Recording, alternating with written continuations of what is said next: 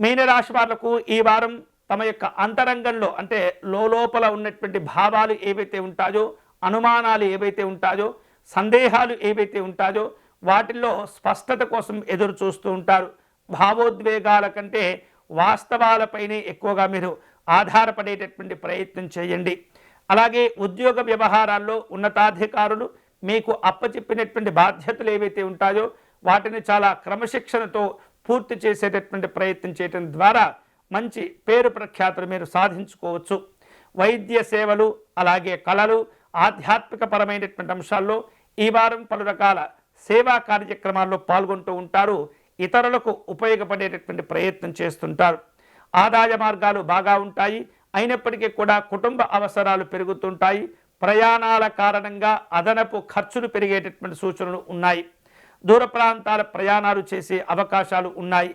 దూర ప్రాంతాల్లో ఉన్నటువంటి కుటుంబ సభ్యులతోటి కొన్ని ముఖ్యమైనటువంటి విషయాలు, సమాచారాలు తెలుసుకునే ప్రయత్నం చేస్తుంటారు.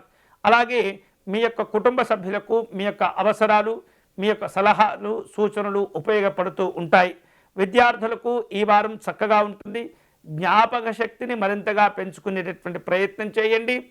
అనవసరమైనటువంటి వ్యాపకాలు, కార్యక్రమాలు తగ్గించుకోవడం ద్వారా మీ యొక్క భవిష్యత్తును చక్కగా తీర్చిదిద్దుకోవచ్చు. ఇక ఈ వారం జల సంబంధమైనటువంటి ప్రయాణాలు చేసేటప్పుడు అన్ని రకాల జాగ్రత్తలు తీసుకోవాలి. ప్రయాణ సంబంధమైనటువంటి అంశాల్లో భద్రతకు సంబంధమైనటువంటి పలు రకాల నియమాలను జాగ్రత్తగా పాటించేటటువంటి ప్రయత్నం చేయండి. కొన్ని కీలకమైనటువంటి కార్యక్రమాలు, ప్రయాణాలు, ప్రణాళికలు చివరి నిమిషంలో వాయిదా పడేటటువంటి ప్రయత్నాలు చేస్తుంటాయి. జాగ్రత్తగా ఉంటూ మీ కార్యక్రమాలను పూర్తి చేసే ప్రయత్నం చేయండి. ఈ వారం ఆధ్యాత్మికంగా మంచి స్థితికి రాగలుగుతూ ఉంటారు. ఆలయాలు, ఆశ్రమాలు సందర్శించే ప్రయత్నాలు చేస్తుంటారు. ఇక ఆరోగ్య విషయాల్లో కనుక చూస్తే ఈ వారం పాదాలకు సంబంధమైనటువంటి నొప్పులు ఇబ్బంది పెడుతూ ఉంటాయి. అలాగే ఎక్కువగా విశ్రాంతిని కోరుకుంటూ ఉంటారు. శరీరం యొక్క సమతుల్యతను కాపాడుకుంటూ మానసికమైనటువంటి ఒత్తిడిని అధిగమించేటటువంటి ప్రయత్నం చేయటం అనేది ఈ వారం చాలా అవసరము. ఇక ఈ వారం మీనరాశి వారు శుభ ఫలితాలు పొందేందుకై ఈ వారం భువనేశ్వరి అమ్మవారిని పూజించడం, ఆరాధించడం మంచిది.